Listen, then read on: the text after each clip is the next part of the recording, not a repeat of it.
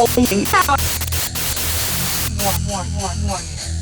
system has become unstable.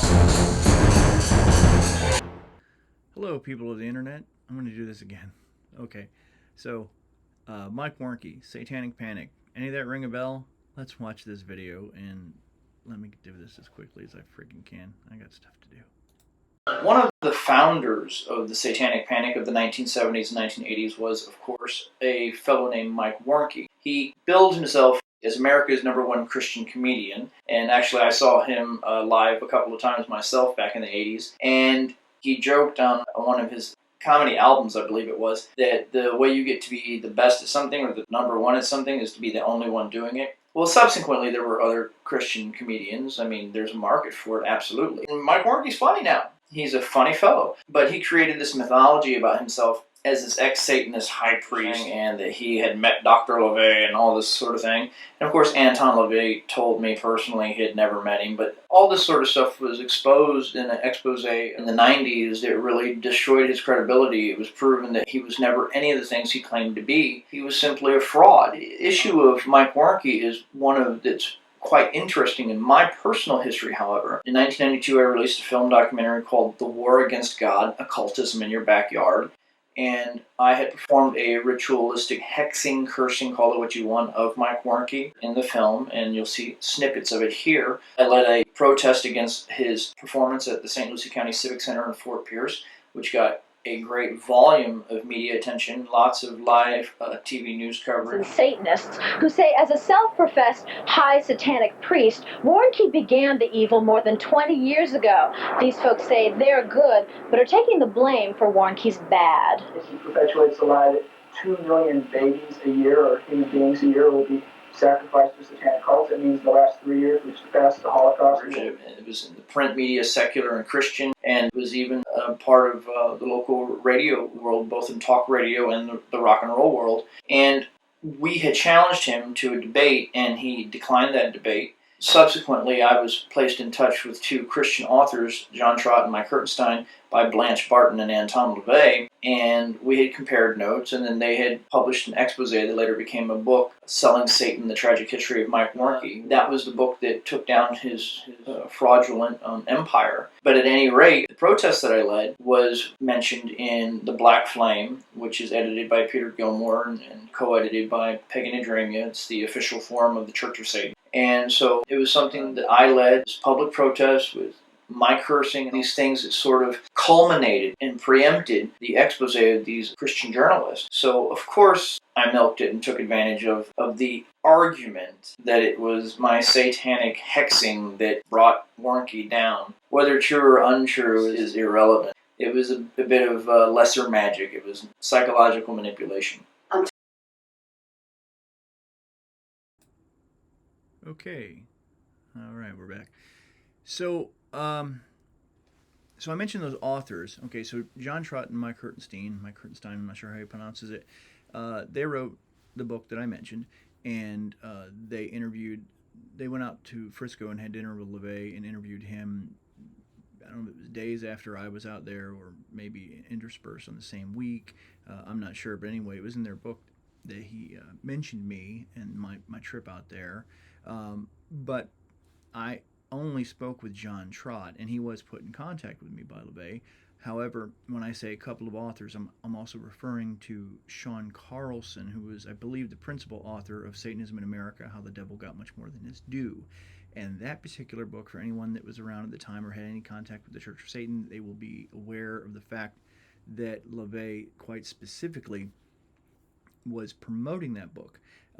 And it was a endeavor by, or at least involved with, associated with the Committee for the Scientific Examination of Religion, and there was I believe it was in one of the appendixes.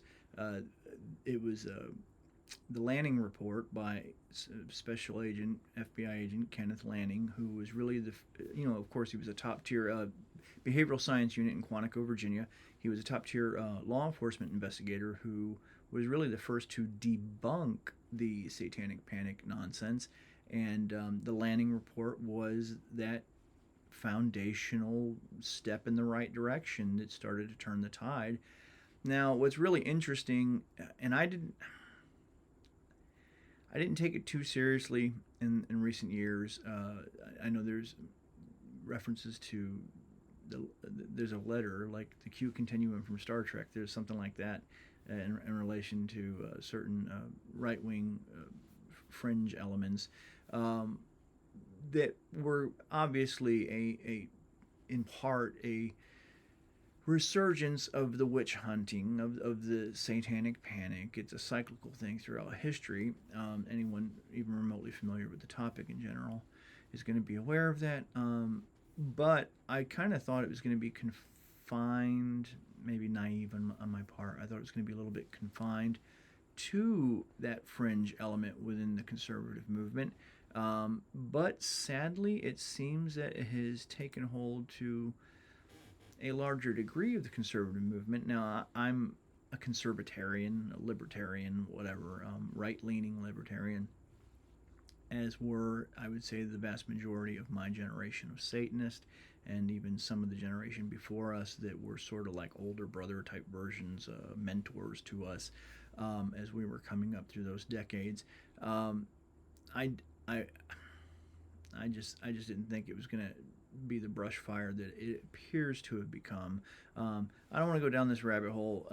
Suffice it to say, there is sort of a new iteration of the Satanic Panic, and I think it's doing damage to certain conservative and classical liberal pundits in that space, and it is sad to see.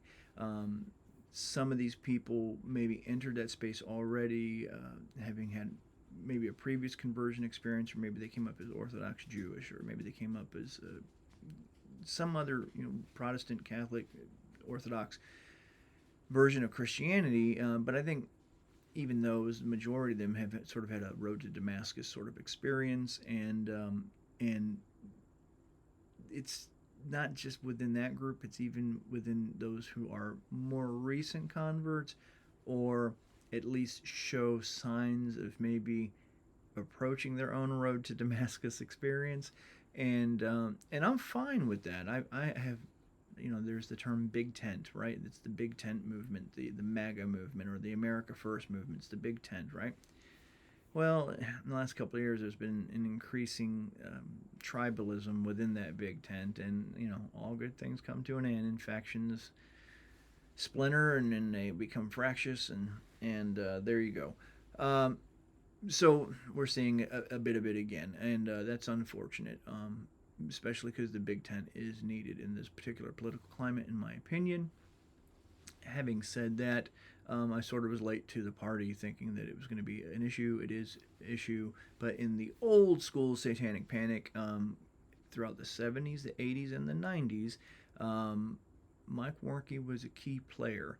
And so Sean Carlson and that book, Satanism in America, and the Committee for Scientific Examination of Religion, the CSER, and the Lanning Report, FBI agent Kenneth Lanning, was a really pivotal piece of literature, nonfiction literature, in the right direction, to right some historical wrongs in what had taken hold in certain segments of the psychological and psychiatric communities, the mental health communities, the rehab communities, the law enforcement communities. I mean, I myself was I lectured at Police Academy in Fort Pierce, Indian River Community College. Now it's the Indian River State College. Hired by the Office of the Attorney General of Florida, which was then Robert Butterworth, to speak on these kinds of matters. And I did psych profiles and crime investigations too over the years, some of which were very legit and influenced in some manner through the occult, through wacky nuts, but there's wacky nuts in every religion. In fact, I think most zealots in most religions are wacky nuts. I don't care what they are. Anywho, so John Trott and Mike Hertenstein, really, their effort really was what toppled the Mike Warnke empire. And according to their research in that book, it was a very lucrative empire, millions of dollars for approximately 20 years. He just sort of went almost unchallenged, or unchallenged in any meaningful sense, until their investigative journalism as Christian investigative journalists through Cornerstone Press in Chicago it was finally, it had to come from in-house in that society for his house of cards to come tumbling down, and luckily it did. And there we go. But there's always going to be that sort of snake oil salesman and hustler out there. But hey, there's a sucker born every minute, and everybody's got to put food in their plate. And who doesn't like to take a vacation and have a big house and all that good stuff? All right, I'm out of here. I got a lot of other videos that I want to do. I want to do sort of quicker segments. I hope everybody enjoyed that from the historical point of view. And if I didn't say it, and if it's not apparent, I am no longer a member or priest in the Church of Satan, have not been for a very long time. I don't say that with nastiness. I just say that because in that footage, at that time, I was a Church of Satan agent, and representing the Church of Satan with LaVey's permission and his authority, and his blessing and all that good stuff. And that was January '92, so I was literally like almost 34 years ago. So it's a very long time ago. Although it's been 20-something years since I ceased being involved with that organization. So again, I don't say that with nastiness. I say that to preclude any sort of confusion or allegation that I would ever exploit anyone to mislead them to think I'm connected to this or connected to that, or interested in bad-mouthing people. I'm not. Again, it's that big tent, whether it's politics or religion. They lean towards that non-theistic thing, and I'm theistic, so and not a devil worshiper, and not in the classic Luciferian sense. And if we're going to talk about like the demiurge and all that kind of thing, to me it's just a different iteration of the same fallen angel nonsense. Your God is bad, my God is good, blah blah blah. Just whatever. I'm more interested in a science-based theism and quantum mechanics in relation to this fractal holographic simulacrum that we are living in, whether it's a cosmic mind, which LaVey eschews or repudiates or rejects in the Satanic Bible, in its classical what we'll say Eastern transcendental iteration, and I think he did logically and pragmatically based on where we were scientifically, at the time that it was published, late '69, early '70, and a man that was of his age, already middle age at that point, relying on so much 19th century and early and still mid 20th century physics and psychiatry and just science in general. But already within the 20s and 30s, by then there were already breakthroughs in science that were going to lead to where we are now. This is not the vehicle for that, so we won't go down that. But my point is, it's a science-based theology, theosophy, lowercase t, theology and philosophy, based on science-informed information. You can come to your own conclusions. That we can interpret that or parade that as revealed, revealed through the data, right? And come to rational, reasonable, well thought out conclusions, but not revealed in the road to Damascus sort of classical idea of God spoke to me from on high, that kind of thing. So okay, there we go. Little taste of the Satanic Panic. I was there, lived through it, got tales to tell. All right, see you guys. Go do devil stuff. Warning. The system has become unstable.